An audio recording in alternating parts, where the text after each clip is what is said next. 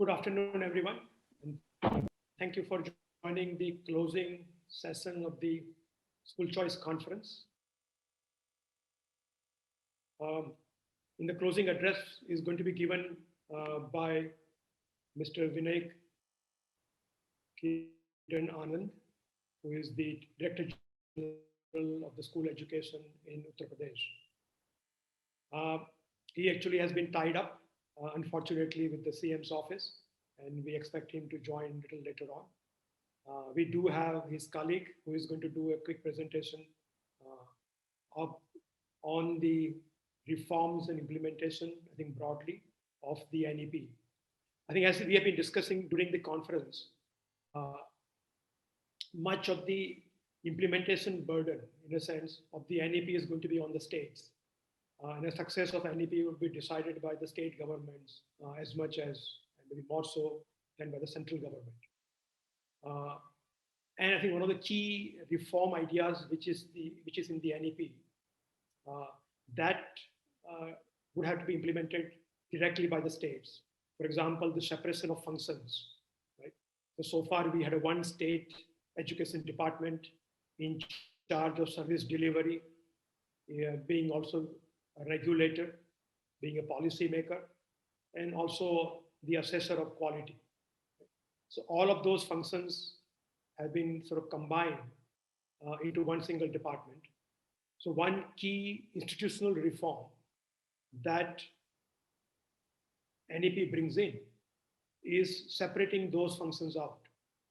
And as you can judge from the title of Mr. Anand, Director General of School Education, that's not a typical title.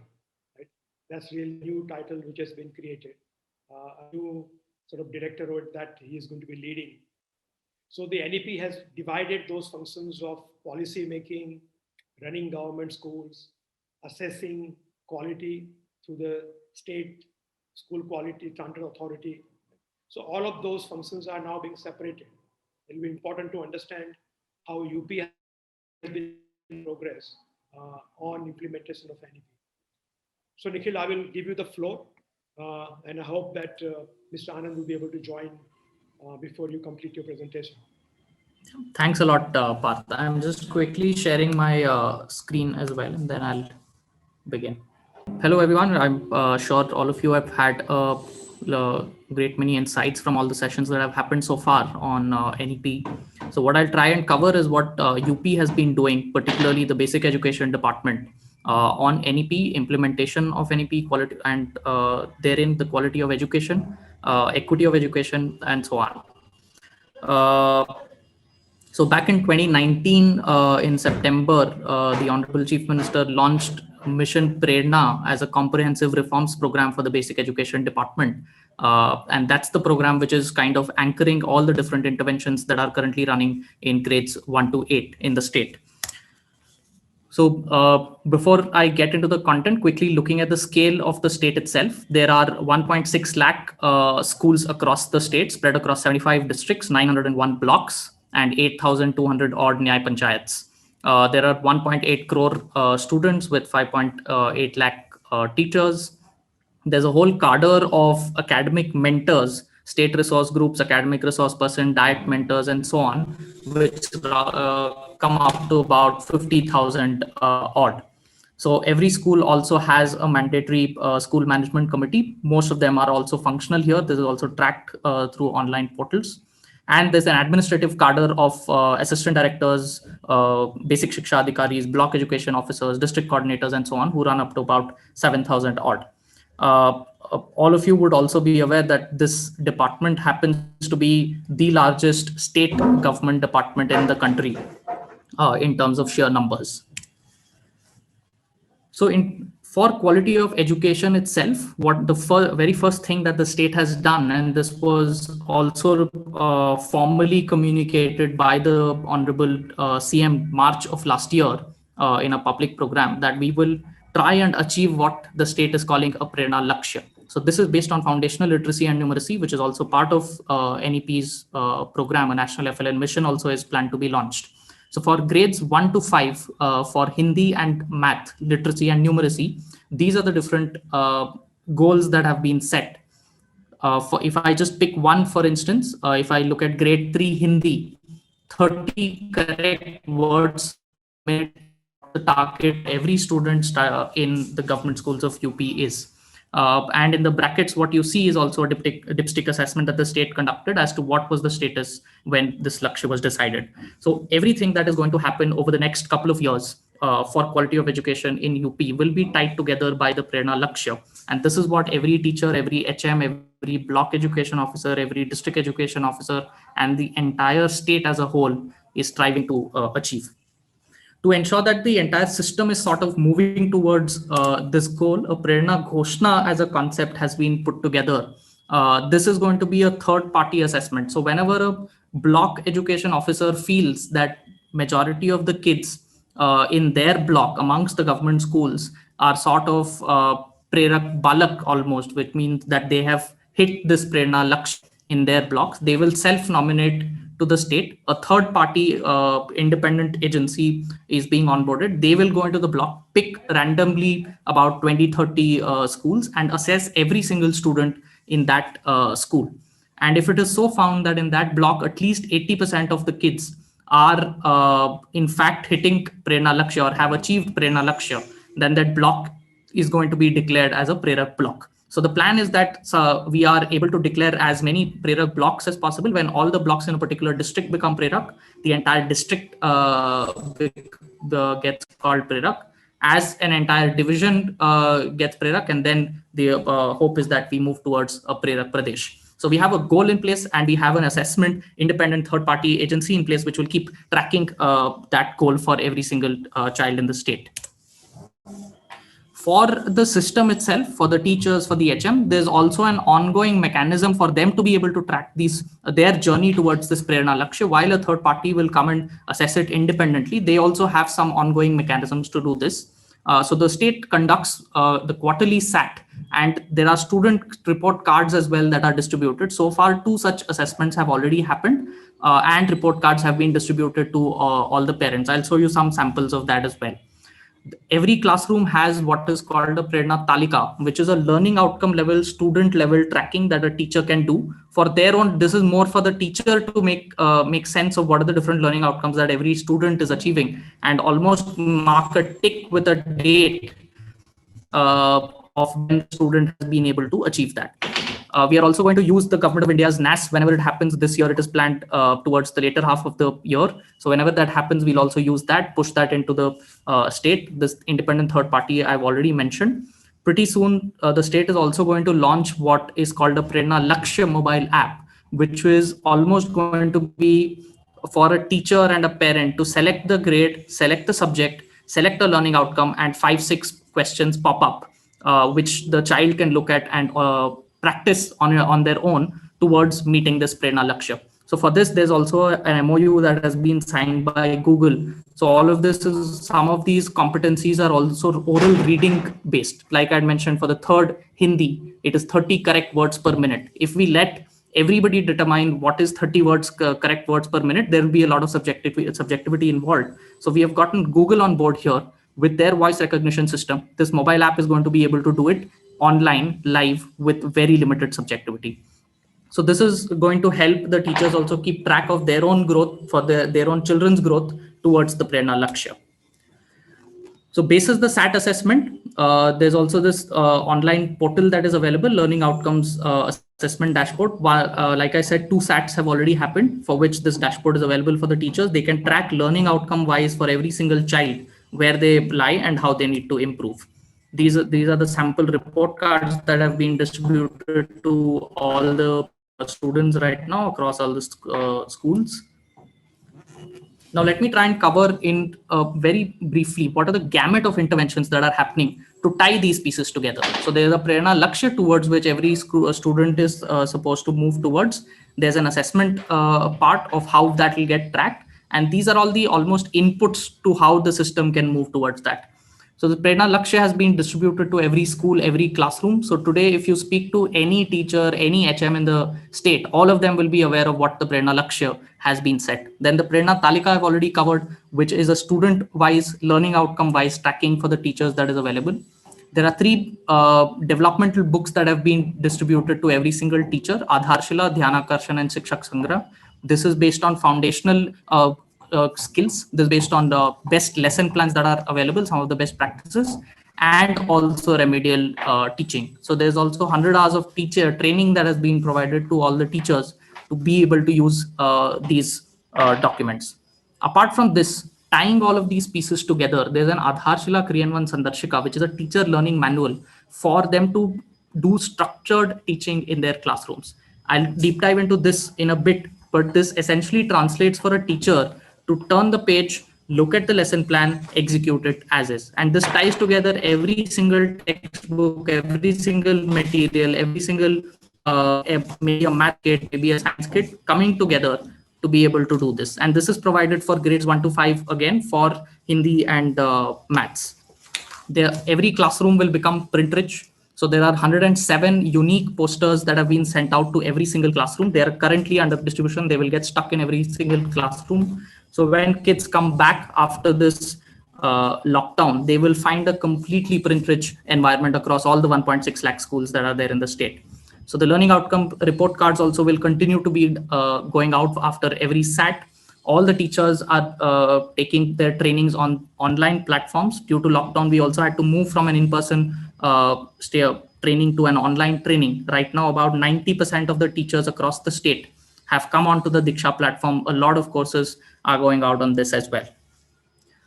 So these are some of the inputs on the academic side. Some of the inputs have also been on the administrative side of things. All of us cover the fact that a lot of time of teachers goes into administrative work as well. To reduce them, there are some interventions towards that as well. So the bottom part of the slide, what you see is a portal called Manav Sampada, which is developed in-house by NIC. And there, all of these administrative establishment related stuff of the teachers are completely online now. So right now, teachers apply all leaves online. They maintain their service books online. The salaries are online. And slowly, as and when we move forward, different such administrative functions are also going to start coming onto the online platform. Coming to the next part on how all of this is getting tight for a teacher on a day-to-day basis as well. So there's a mentoring cadre that has been fixed in the state. So there are about 4,600 odd state resource groups and academic resource persons. So 3 per district and 5 per state respectively, 5 per block respectively. And they are able to make at least 1.5 lakh visits every month. So each of them, they have a fixed target. There's an online tool they are supposed to visit. And this is the usual process that one would have seen in different states that are taking place. So if we do the math, if all of these visits are happening, every single school in the state is covered every single month. And we have seen this happen over month on month now. And this is also an online tool. So hence, this is also tracked very rigorously, also monitored very rigorously across the system.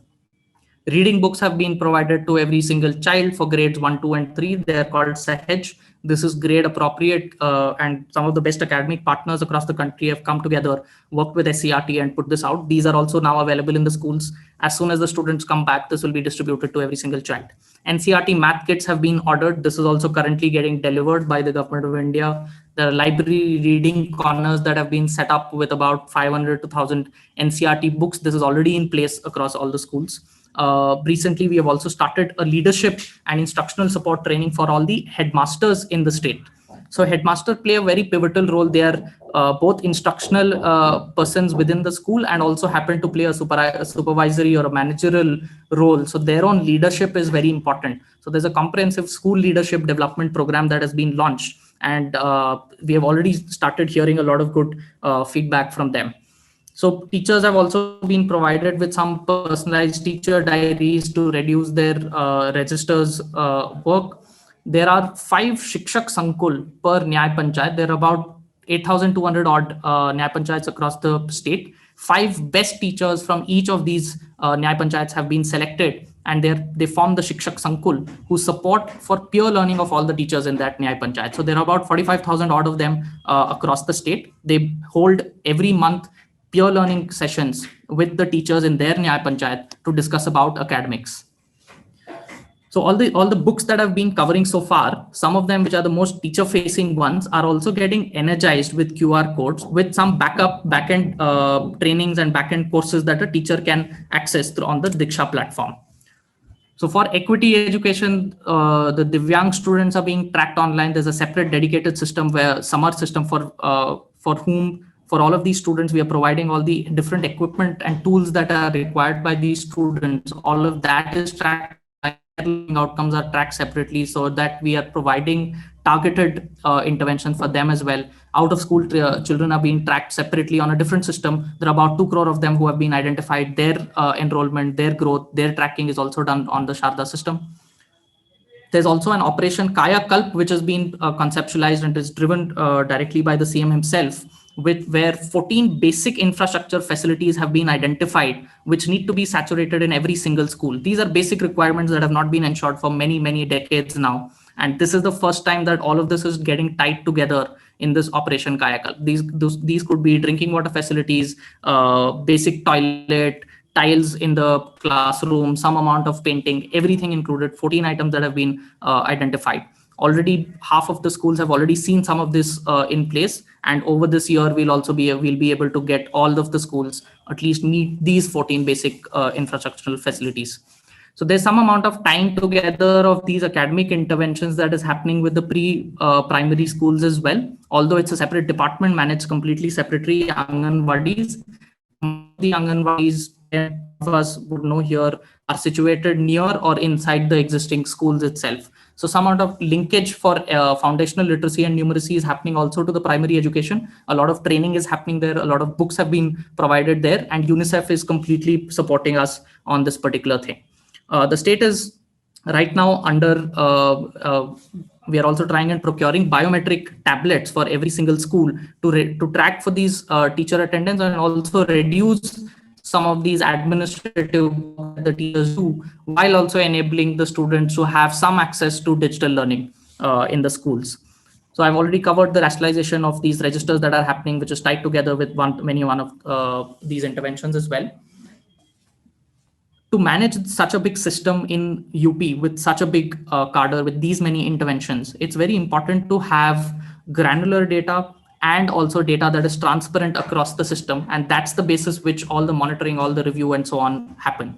So every month there are detailed key performance indicators for every single cadre in the state, whether it is the district education officer, whether it's the block education officer, whether it's the diet, whether it's the district coordinator. Everybody is absolutely crystal clear on what their targets are, what their KPIs are, and what is the target under each KPI that they have to hit every single month. And that goes out week on week on week. A detailed KPI is monitored, and that's how this entire monitoring is in place. While all of this is happening, over a period of time, we are also transitioning towards NCERT curriculum. Grade 1 will begin this academic year as soon as the schools open. And as we go year on year, this will move on across all the different grades. Coming to the next set of interventions as well, there is furniture is being provided across all the different schools. Again, these are some of the basic infrastructure things that have not been put in place for many years. This is being worked on. Aadhaar authentication of all is being put in place. By September of this year, we'll be able to complete Aadhaar authentication of every single student. The district and the block units are being converted into PMUs almost, so that they can manage the sheer scale of which that they're also working on. Smart classes program is something that we are piloting in a phased manner. We have already covered 6 lakh schools. We're only that as and when any learnings out of there, we'll try and incorporate that across the state as well. As soon as the schools open now, whenever the government decides to do that, we have also prepared a remedial program. We understand that there's been a learning loss across the board for all the students because of this lockdown. So it will be important for us to be able to bridge the gap before we start teaching them content that is at their grade. So for this, we are launching a 100-day campaign when the schools open with Shiksha Chaupals, with a very focused Samrid module that we are calling, which is a remedial program for every single student in the school. Right now, while all of this is underway, we are running our own e-Pathshala program tying together all the different pieces of academic that I've already spoken about, whether it's the remedial teaching, whether it's the foundational literacy courses, all of this is tied together in the e-Pathshala. And this goes out week on week over WhatsApp, over Doordarshan, over Diksha courses to the teachers for them to touch base with parents and students to deliver this as well. We are also looking at how efficiently we are managing our schools. So far, we have been able to merge 23,000 odd schools as composite schools. Phase 2 of this is also underway to see how this works out at a cluster level. There's a lot of inefficiencies, and many of you will already be aware that when there's a dissonance between number of students and number of teachers, on whichever way, it becomes very inefficient to manage at the school level. So to also cater to equitable distribution of teachers, we are also doing online rational deployment of teachers. Part 1 of it was already done a month ago, where 31,000 teachers were onboarded like this. The second half is currently underway. That is why the DG is kind of busy and he's caught up with that meeting. I'm hoping he'll come back very soon. So these are some samples of the structured teaching from the Aadharshila Kriyanvan Sandarshika. This is the example of literacy, which is Hindi. And this is what it looks like in numeracy, where there's a learning outcome, there's a clear competency that needs to be put in place. What are the prerequisites a child should know, what kind of activity needs to be done. So this is the structured teaching that we are trying to bring in across every single classroom in the state. So this is the Manav Samata program, that portal that I was talking about, which ties together all the administrative issues of the teacher, and they're able to do all of this online. So very soon we'll also start doing online performance evaluation of the head teachers and the teachers as well. So the Diksha course has been launched. Over 500 courses have already been uploaded. We'll have another 200 going forward. Every single teacher has been uniquely tagged on Diksha. Right now we have almost 90% of our teachers on Diksha completely using it active. So we also have a 30-member dedicated content creation team at the state level who keep churning relevant courses for the teachers to take up on this platform. We have also partnered with Google, like I was mentioning. While the third-party assessment is one side of it, we are also working with them on Read Along, which is a very effective reading tool for the students. They can read different stories, different poems, different passages on this Read Along. This is also available in Hindi, and the app itself automatically tells them that they are reading correctly, prompts them to pronounce the word correctly, and so on. This is something that we are covering all across all the different schools. So every school has already access to this. We are trying to get to the students now.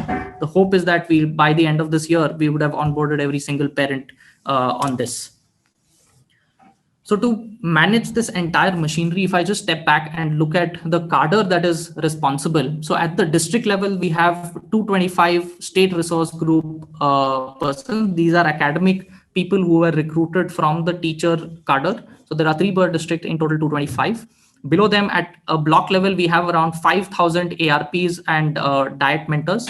So 5 ARPs and 1 diet mentor, that roughly translate to about 5,000 of them. Below them at every panchayat, we have 5 Shikshak Sankul, that translate to 45,000, and below them we have all the teachers. So this structured cadre is almost driving this entire thing day in and day out. The mentoring happens through a very structured manner on an online tool, which is a Prerna Gunvatta app, for which we have a supportive supervision checklist. All the ARPs are supposed to visit 30 schools every month, so that every school is covered. And they spend about 2.5 to 3 hours observing classroom, sitting with the teachers, giving them feedback, engaging with parents, doing spot assessment of students, giving some feedback to the head teacher, and so on. And the SRGs lead these ARPs and Shikshak Sankul on the academic front at the district level.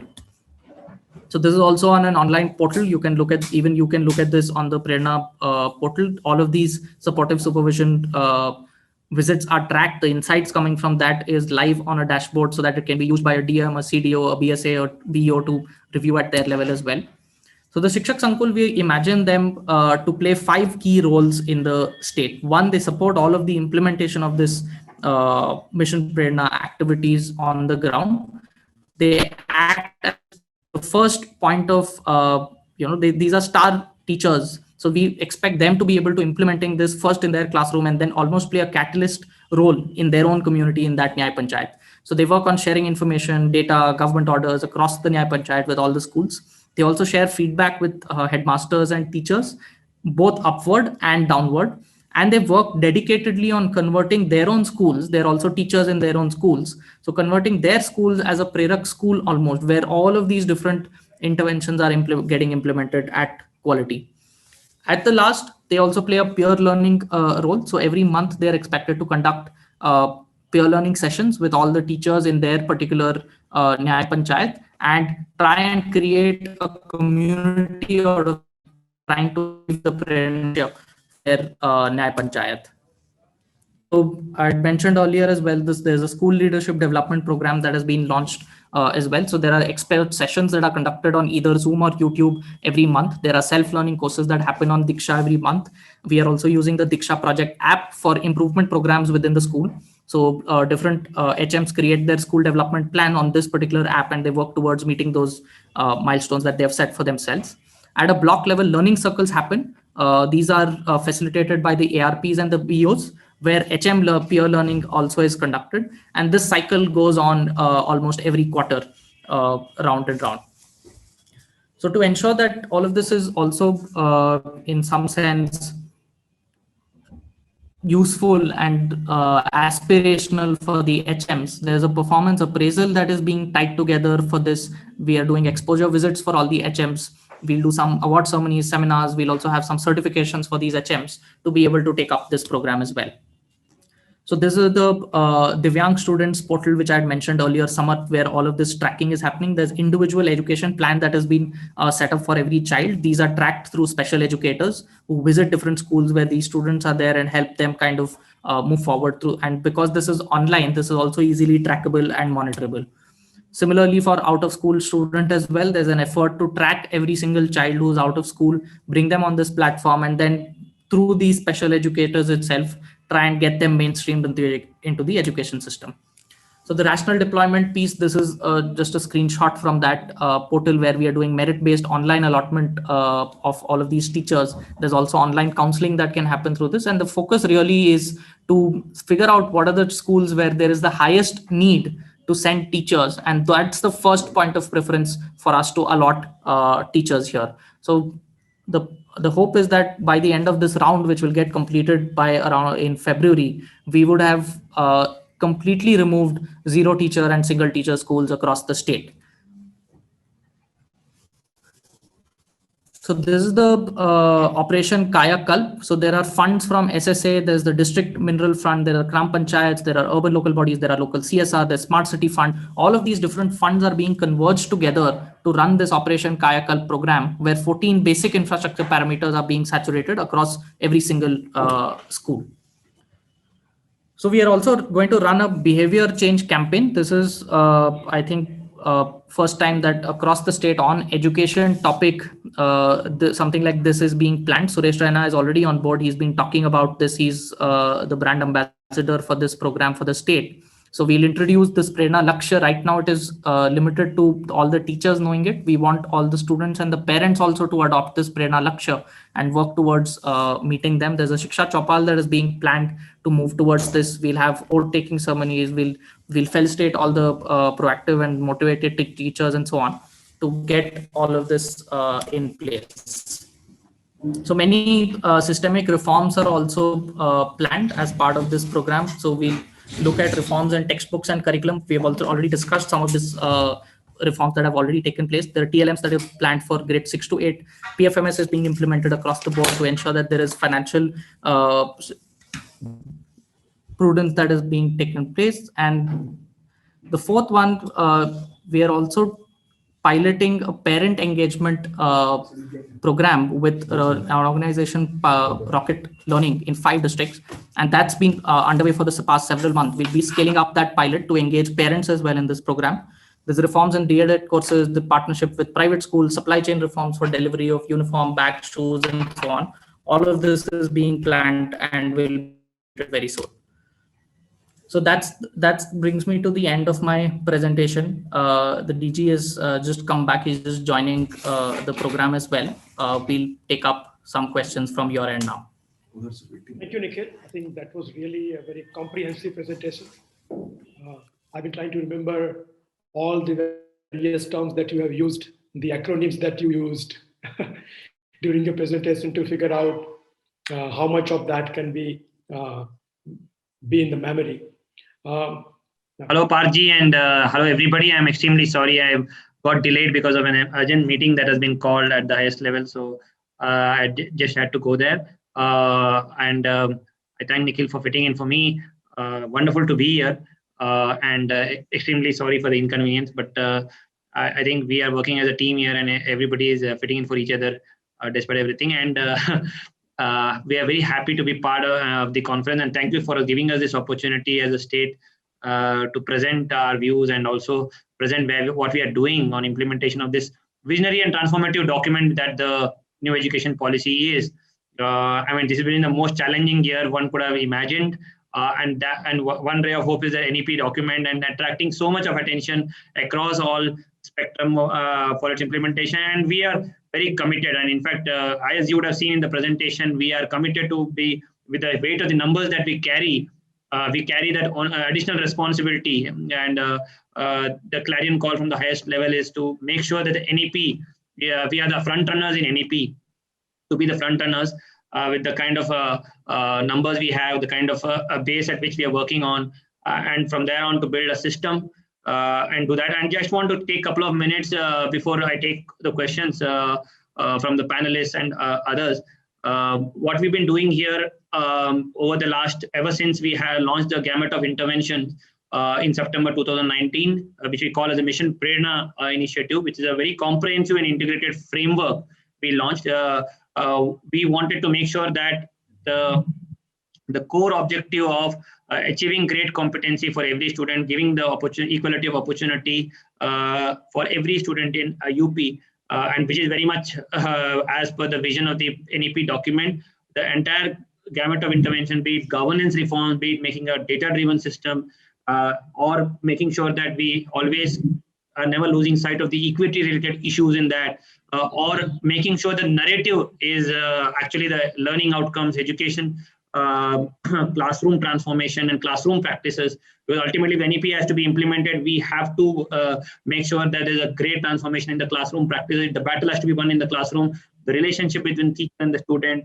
I mean, the school leadership programs that we have launched because of that. So the entire gamut of interventions are actually underway, and we are seeing very good early wins and quick wins with what we are doing. Unfortunately, the pandemic set us back, but even that turned out to be a never after opportunity, particularly moving with the numbers that we have in Diksha right now, with the numbers we have in Read Along app, and the progress that is being made in terms of teacher training and other components. So we are seeing quite early wins over there. And as you would have seen in the presentation, as a system, we have done three very concrete things. One is we have moved the entire system from a completely offline system to a completely online system. So we have data-driven systems now in terms of monitoring learning outcomes, classroom practices, through supportive supervision, mentoring. We have a huge cadre of almost 45,000 teachers who are highly motivated. We are investing in them in school through different programs. We have all the country's best brains, and we are all learning as a system here on a daily basis. That excites us, everybody. We are rolling new initiatives on a daily basis. We are stabilizing and reinforcing the interventions, ensuring process adherence down the line across the board. There is a healthy atmosphere. We are seeing teachers stepping up and making sure that they are active participants. We are seeing natural champions coming up. We are seeing natural leaders coming up, owning up the program. We are seeing POs coming up, and that is what is actually giving us a further boost in the program.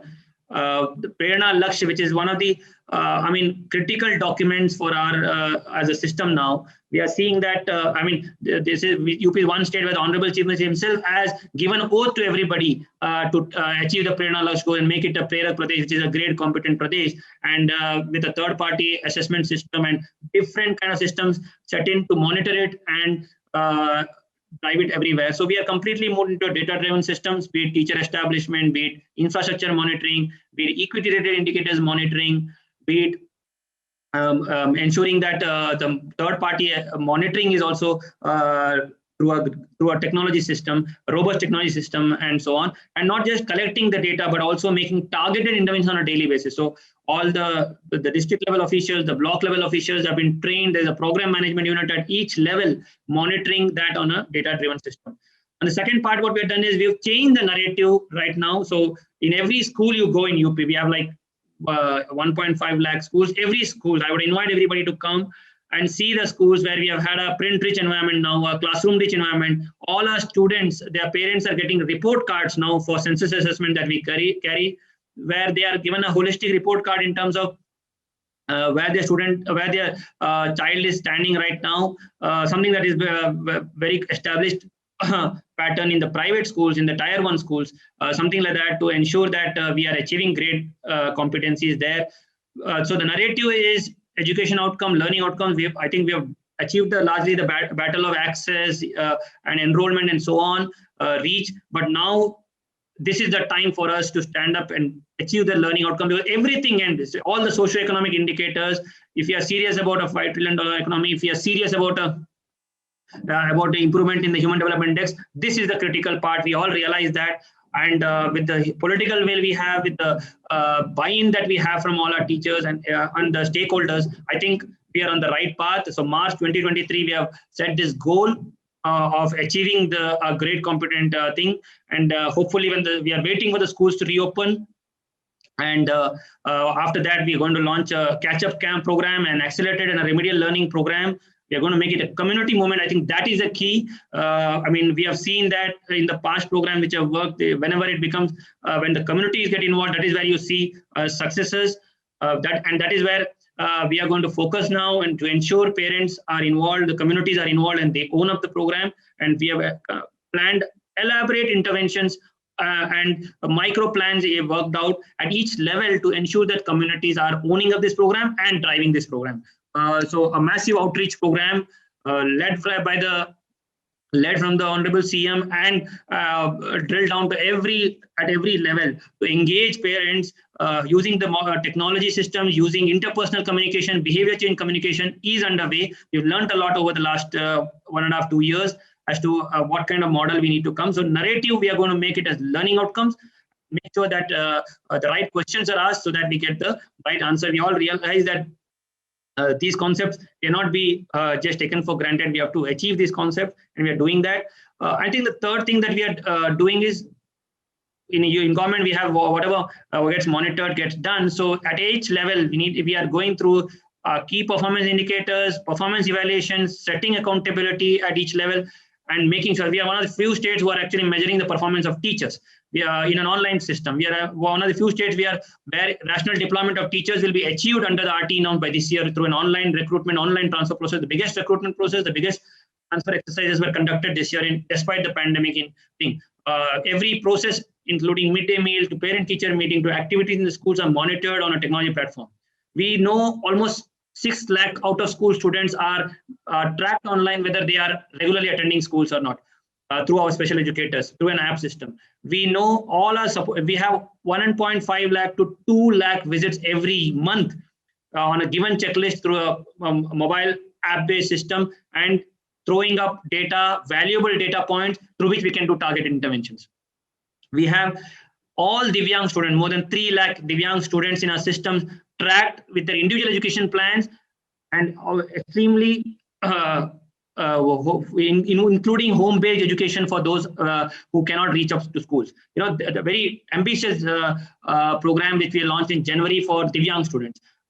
We are doing massive training programs on gender sensitivity and ensuring gender parity is achieved. So even on the equity part, we are making sure that it is a system-driven and processing. And the fourth thing that we are doing is making sure that the human element of that, where we invest in headmasters, we invest in our education cadre, we invest in them, give them autonomy, bring the teacher dignity wherever it is lost, to bring it back, to ensure autonomy to the headmasters to run their schools on their own, empowering them and creating that. I would say we've done 100+ hours training of every teacher during the time of the pandemic, and everybody has responded. We are seeing them taking up their courses diligently, showing their certificate and so on. So that gives us an indication that we are on the right track. And NEP also talks about twinning, partnerships, and collaboration with private schools. So I would take this forum to appeal. I think it's time now, we as a system, I mean, as a whole, as an education system, because we're one of the largest ecosystems in the world in terms of education thing. We have 26. We have almost, we have in UP, we have 50,000 crores budget being spent. We have like 4 crore students, 1.8 crore students in government system. So the numbers are huge and staggering. So as a system, we make foundation and numerical literacy as a central theme, governance reform and partnership and collaboration. I've been here for like 1.5 years, and I'm seeing wonderful initiatives coming up through partners, the academic teams, through teachers, and so on. I think these need to be scaled up. These need to be worked together. There's scope now. I think I request all the private school heads to work with us to ensure that this becomes a movement. Everybody should have the messaging very clear that foundation and numerical literacy is key. Pre-primary education for students is key. Partnership and twinning between government and private schools is very key. We need to improve our governance system. We need to make it a data-driven system. We also ensured we need to adopt projects like Diksha, the read along, and so on. I mean, the government alone cannot do it, cannot make it a movement. Oral reading fluency and numerical ability can only be achieved if the movement is pervading all across, all communities and everywhere. And some of the best practices in the industry are led by Tier 1 private schools. I would request you to please explore and adopt these new practices. I think it was a wonderful thing for us all to learn what is possible during the pandemic and some of the pitfalls and where technology can take us and where there are gaps. That was a great learning for all of us. We've all learned a lot. And in that, I would request everyone to make Diksha a movement acceptable to all, public to all. It is wonderful. I mean, sitting at, as per our convenience, we are able to give the best courses to teachers in the TPD program in Diksha. We have energized all our textbooks in Diksha, and we have, like, in the pandemic, in a state like UP, where the penetration of smartphones is low, we still have more than 2.5 crore content plays. It's a huge number, you know, and the sky is the limit there. We are energizing our own content. We are energizing our classrooms, our learning practices, even our assessment practices. We are going to launch an app wherein every parent can know where is a student, where is his child in terms of oral reading fluency, in terms of analytical cognitive ability. So I'm very passionate. I'm excited about the opportunity that we have in front of us. And I'm sure everybody in this session is too. I would call it a never after opportunity, especially with NEP. Each component we are working very diligently.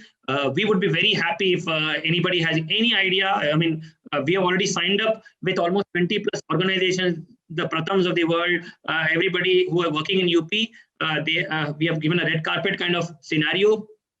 And we are getting great results in these partnerships. And I hope this continues, and we will see results flowing on the ground, and we'll see a great transformation in public and private education. I think with the NEP laying down such a clear-cut and transformative vision to all of us, it's each one of us has responsibility to ensure we have compliance, and we have time-bound micro plans and implementation plans at each level. Each organization, each individual who is responsible will be responsible for this, and we all do our part. And as a team, as a community, we come up with staggering results, and we make rapid strides in the education indicators. And UP makes makes a quantum jump in these indicators. Then the entire the country's indicators and the world's indicators are moving forward. So wonderful interacting with you. I would have loved to have the entire session so that I could share all the interventions that we are doing, but always looking forward to such sessions to have valuable learnings and carry it forward. Thank you, everybody. I would be happy to answer any questions if. Thank you so much, Mr. Anand. I think between you and Nikhil, we really got a very comprehensive understanding of several changes on multiple fronts that you have been implementing in Uttar Pradesh. So I think we certainly have a very good view. I thank Nikhil also for providing that comprehensive overview. I think we understood, Mr. Anand, quite a large part of what is happening in government schools. Let me start with one question of my own, and then we'll go to people who already have asked questions and have been asking questions from the beginning. So we have good understanding of what's going on in government schools. If you can quickly sort of tell us about how are you engaging with the private schools? Because as you know, private schools are also of a great variety. Some obviously, and President of CMS, Geeta Ganikington, is on the call here. So there's a one set of schools which are like the CMS schools, but there are also a small, what we call budget private schools, very large numbers in Uttar Pradesh. So what is the engagement that you would have to bring them along as the government schools are improving? Yeah, so that's crucial now, because we have, like, our latest UDAIS data shows that we have 91,000 private schools and we have 52% of our students studying in private schools. It becomes critical to engage the private schools in any mission that we have, any targeted goals that we have as a state, and so on. So we've been engaging them in multiple ways. We had workshops done at each district, at the district level, with the association and all the tier schools there, managements and the principals over there, under the under the chairmanship of the district magistrate, on a variety of issues, mainly on foundation numerical letter, and making them partners in the mission Prerna, making and ensuring that they are forthcoming to adopt some schools, have a twinning kind of strategy, having like a hub and spokes model where the tier 1 schools can act as a hub. They can share their practices, share their pedagogy and methodologies. Other private schools and the public schools there. It will be a great collaboration. It will be a win-win situation. So that we have had those workshops. We've also requested the private schools all across the state to have posters and banners put for Diksha, so that there is an outreach program with them, and so that more and more adoption. And we are seeing good improvement in the numbers. But still, we have a long way to go. Adoption in numbers for adopting Diksha and ecosystem, and also read along. And we will do the same thing with respect to the oral reading fluency and the assessment methodology that we are laying down with our app getting launched by the Honorable CM. Then we will see that at every level there is a messaging sent, and at the same time there is a real-time assessment, low stakes formative assessment at each stage, so that we know where our kids are and where they have to reach. And so that gaps accordingly, there could be personalized adaptive learning. So that we are requesting the private schools to adopt that methodology even in their things. We are developing some of the best content in the country. I mean, I would request everybody to see our structured teaching manuals and things. These are all on our website, prerna.up.in. We are requesting them to share their viewpoints, to ensure that we focus on concept-based curriculum, joyful learning, and these the research studies are clearly establishing all this. So it is nothing new. So we need to just adopt these practices, replicate them, and scale them up. So especially what is laid down in the NEP in terms of content and curriculum, we are all, of course, waiting for the national curriculum framework being laid down, but we don't need to wait. Many of the things are very known, so we can obviously start right away, and that's what we have done with our Sandarshika manual, with our reading books. I mean, that is what we are seeing. We are seeing in our classrooms, teachers getting very excited with the print rich, TLM rich, the new kind of material gone. For Max, we have sent the NCERT Max kits to all schools, and we are seeing the teachers getting very excited with the prospect of teaching through these devices, with learning by doing and so on. And now we are doing for 6 to 8 as well. Now we are almost in the final stage of finalizing the new material, new kind of pedagogy. And involving teachers on that, training them also. So we would welcome all the private schools to actually participate and work in building the curriculum, building the concepts. So we need to nail this. We need to nail the processes as a system, because it's crores of students' lives at stake. We have lost many generations because of this. I could say that with my experience in the districts, working as a district magistrate, I've seen opportunities lost. So we need to nail the system. We need to learn from each other. If anybody comes up with a system wherein we can achieve foundation learning or learning outcomes at each level, make it great competence at each level, and we need to adopt that and scale it up. So we are collaborating on each side, but I think we are still scratching the surface in terms of partnership with private schools. There's huge amount of scope, and that is where we have been constantly engaging with the associations, heads, and private schools directly as well. The additional responsibilities of Tier 1 schools, because Tier 2 schools and Tier 3 schools have their limitations on the budget and their thing. We need to have, most importantly, we need to have a change in mindset. We need to have a change in the narrative, and that requires massive outreach, massive collaboration efforts. The onus is on the government, and we are making our steps forward on that. We are trying to reach out. We had multiple rounds of discussions. Now it has to be rolled out. Hopefully, when the schools reopen, you would see the farthest village in UP. The government school there talking about Prerna Lakshya, and also the private school there, maybe a small Tier 3 school lying in a shanty or running in a shanty. Even there, we see about private. We see the focus on foundation learning, focus on pre-primary education, and the teacher talking in the same language that we are talking. That is when we will see that the movement is working well. There is a lot of areas, other areas of collaboration in terms of technology, in terms of classroom practices, and so on, and community engagement. I think we can do. I think one thing we need to be realizing that there is enough in this system, enough in the market for everybody to survive. I mean, government can play a role, government will always have a role, and government should be playing a role. Public education has to be one of the mainstays if you have to have the equality of opportunity and the democratic principles that we have. But at the same time, there's a choice. Private schools would also be there in the system, and they would scale up their systems and make sure. But the underlying theme of achieving great competency and learning outcomes and making sure, I mean, the ASER report year after year is saying the Tier 2 and Tier 3 schools, the learning outcomes is just marginally better than the public schools. So we need to make sure that both of us are working and together to make the system improve. And somewhere down the line, as a national mission is being launched now, we are targeting 2025 as the crucial year when we achieve great competency across the board. And next time, beyond 2025, when we have PISA rankings, instead of being at the last stage, we should be making a giant leap forward. That's what we are hoping. Yeah, I really like the point that you made, Mr. Anand, about the mindset change. I think the mindset of collaboration and working together is going to be very critical for achieving the goals that we all have for the country as a whole.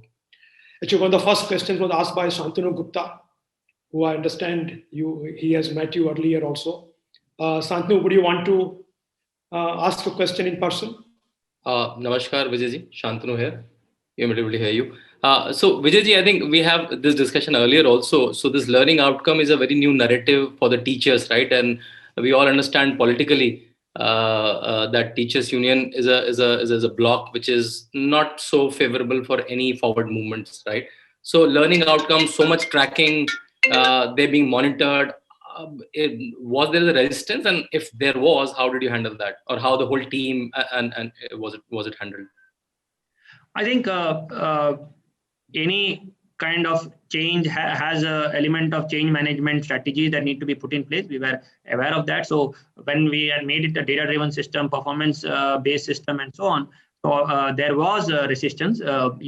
We all know about it. Although there was elaborate discussion with the stakeholders, involving them at the inception, conceptualization stage, ideation stage, and then rolling it out.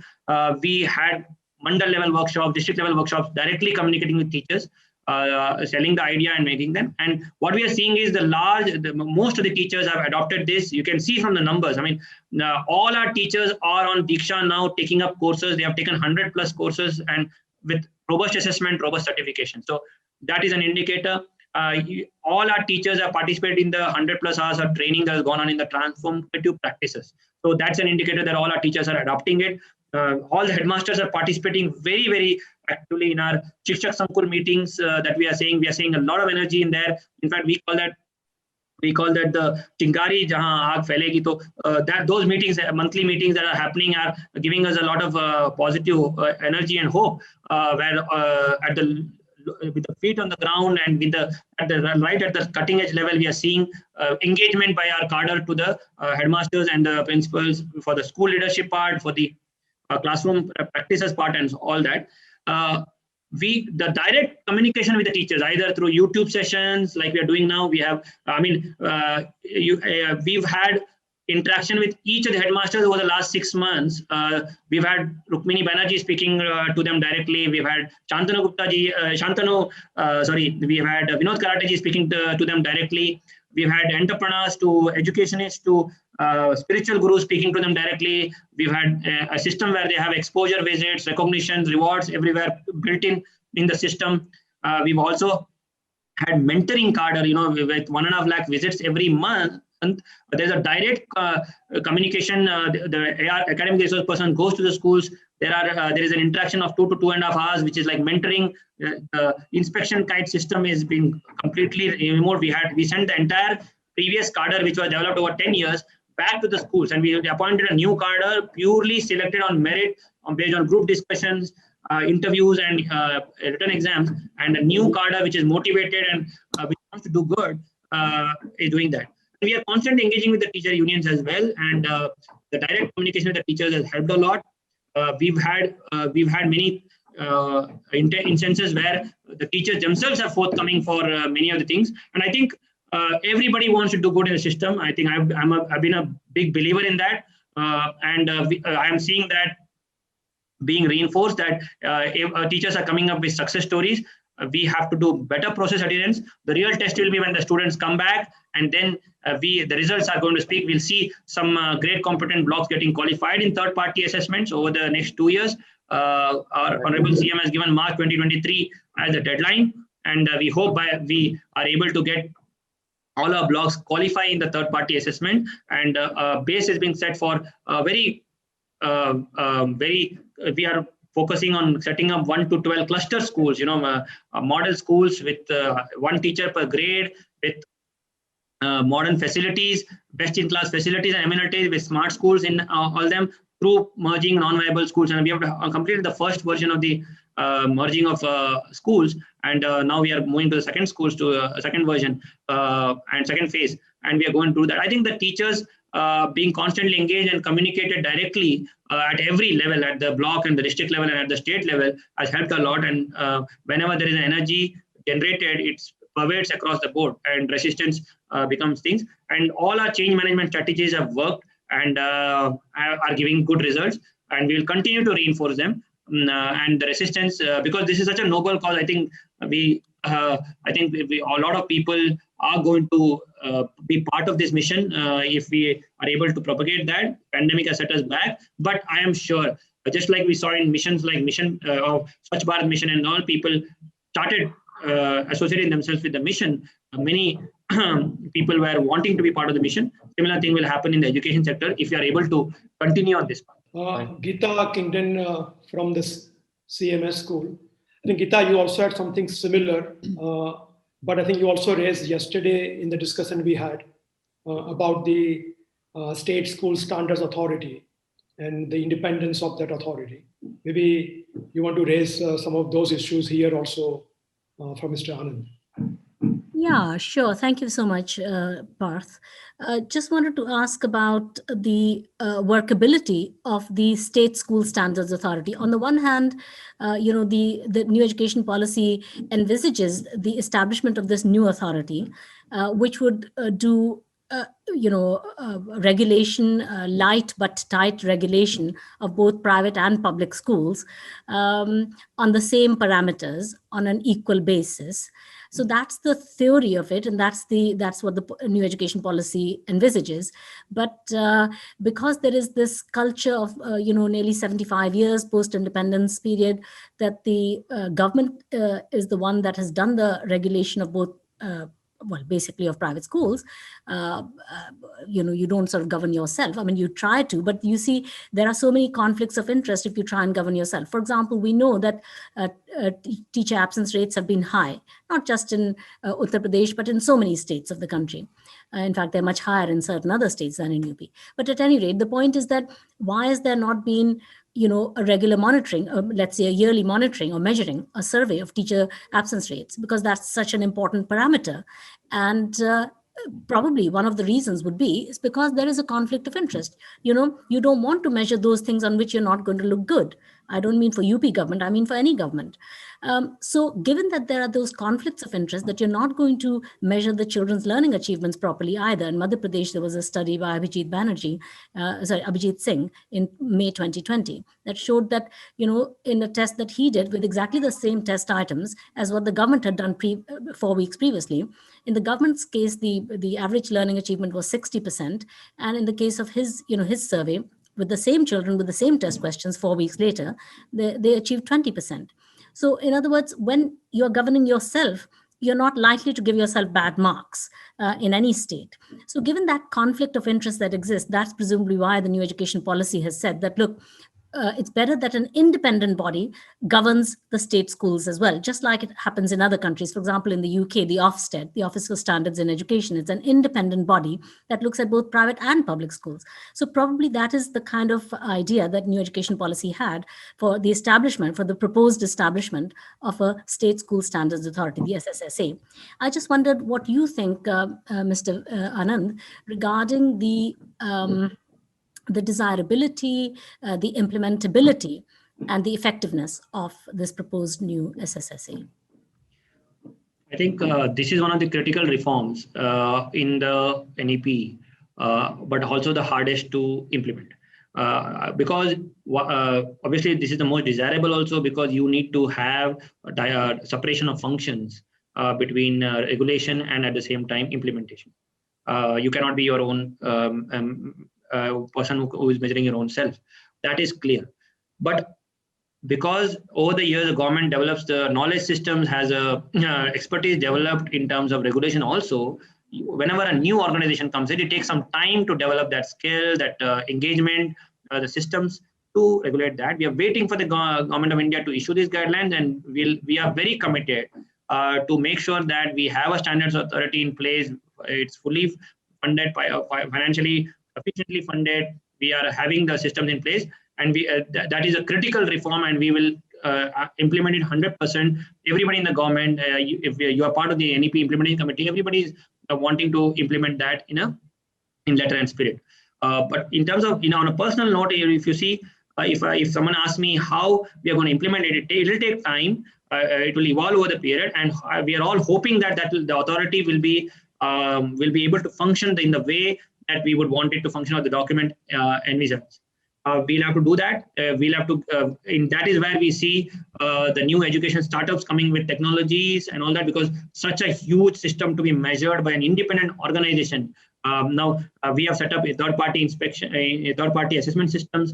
We have set up inspection models and so on. We are understanding the nitty-gritties of that, and we are finding it extremely tough. So we'll have to come up with new technologies, new systems, innovative ways to measure performance at each level of school, public and private schools, and come up with a very good balance where there would be autonomy given to the schools, and at the same time we are able to get results out of them and fix accountability at each level. I mean, this is one of the very difficult exercises. If you see other sectors, you can take an example of TRAI. You see a Competition Commission of India, or these are organizations which are some of the RBI, SEBI. In fact, one would say India is a democracy because of the functional expertise and autonomy of these organizations. And something like that happening in the biggest sector, where we are spending 5 lakh crores plus of GDP on public education, and probably equal or more in private school. Is going to be a huge system. So we'll have to, and these organizations took a lot of years to evolve to where they've reached now, and I hope we've had the best brains are being deployed in these organizations.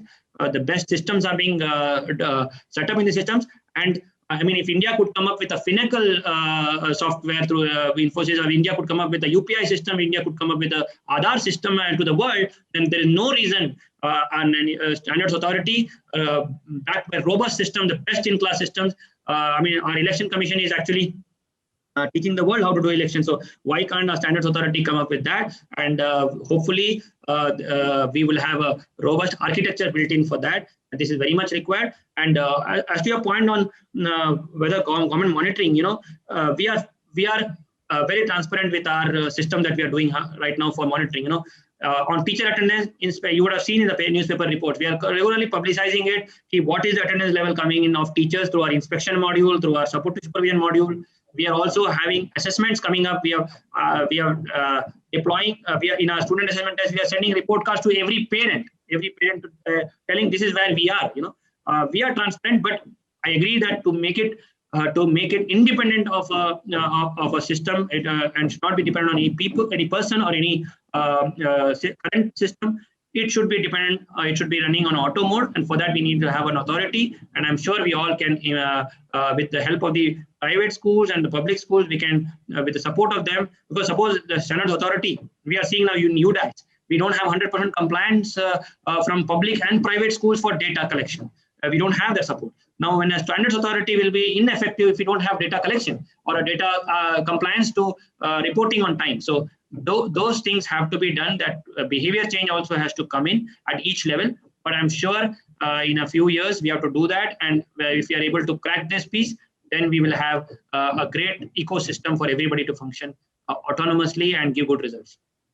Thank you. That's a wonderful, comprehensive answer. Thank you so much. Yeah. Also, just to add to the idea of new independent regulator that needs to be designed, I would say that CCS has been working for quite some time using the agency design theory and quality of regulation ideas to how do we design those agencies so that, as you pointed out, they remain not just independent but also very effective in achieving their purpose. And they'll be happy to share some of those ideas that we have developed at CCS with you, Mr. Anand. There's an interesting question coming from Facebook that you are the first Director General of school education in the country. So what has been your experience in establishing your own office, right, which is a new office in a sense, and what advice would you have for the other states in the country? Yeah, I think we are, in fact, Uttar Pradesh is one of the latest states to do that. We have a commissioner of education, or they are called in different names, who is coordinating between different directorates, implementing in states. And mostly Karnataka has it, Maharashtra has it. We have Jharkhand having it, or there are some this kind of system wherein same officer will have a directorship of two other directorates. That system is there. Of course, in UP, this was the first. I was this post was created, and I was the first person to be posted here. It was very much required. It was a major reform here because you need to coordinate between SCRT and a directorate implementing schemes. You need to coordinate between the funding that comes from Samagra Shiksha Abhiyan and the implementation in the directorate and so on. So it was, in fact, it is much required reform, and we have been able to work very earnestly, coordinating between different units and different stakeholders. It has helped a lot. And even the government policy making, there's a bridge between the policy making and the implementing stakeholders through this office. And I've been happy and I've been strengthened by the various partner organizations working with us. We've had Samagra working with us in the Mission Prerna cells. We've had technology part being taken care by wonderful partners working with us. We've had in the field people like LLF and Vikram Sheila helping us design wonderful academic material with our SCRT and academic teams. UNICEF is helping us on pre-primary education, on equity-related issues and so on. Wonderful modules, wonderful innovative practices being brought in and so on. So each component we've had good partners working. I think that is the key, people who have had a lot of experience working in the field. Marrying that with the administrative and the field level observations at each level, at the district and the state level particularly, are very crucial, and that is what we've been doing. And these partnerships have helped a lot. And one of the major governance reforms, like I see a question in the chat box, what is the student-teacher ratio? So I'm very happy to tell you that because of the transparent procedures being adopted in the last 2 years, we have seen that UP will be achieving by the end of the year, despite all the challenges in the court cases and so on, rational deployment of teachers. So we will not have a single school where there are less than 3 teachers, where we will have a subject level mapping. We'll have, as per RT norms, ideally we would have one teacher per grade. And we've invested a lot in their capacity and skill building, and we are seeing that in results across the board. So that these kind of governance reforms are possible because of major reforms being taken in the administrative structure of the state. I'm a big voter that if such major reforms are initiated in terms of administrative structure and officers are made accountable at each level, and it is driven as a data-driven system, any governance reform or any kind of change management is possible. This has been for me, it has been a great learning, and of course, we have seen good results because of the Director General post being created and coordination being achieved across the department, across the directorates. I think it will be a useful thing to study this further and do empirical study on this and roll it and share it with other states also. I think that will be very, very important. I think because I think some of the states are pioneers in this area in thinking through NEP and of course thinking about different ways of implementing NEP, which is, but in that context, that will be most important to them. Right? I think documenting the experience, just what you mentioned about creation of these new agencies, new offices, and coordination required to achieve the larger goal. I think that will be very, very helpful, and not just to, I think, other state, but also researchers and academics who are looking into this subject and trying to understand what kind of mechanisms and tools are more effective in different parts of India. So I think I very much agree that it's a really great contribution if you are able to develop such a case study and share with the larger public. I know we have really gone over time. I know we have taken also a lot more of your time than you have committed earlier. I'm really thankful that you did find the time despite the urgent call that you had to join us for Q&A part of the session. And I know and understand that you were in charge earlier of the Kumbh Mela, and that certainly is a great,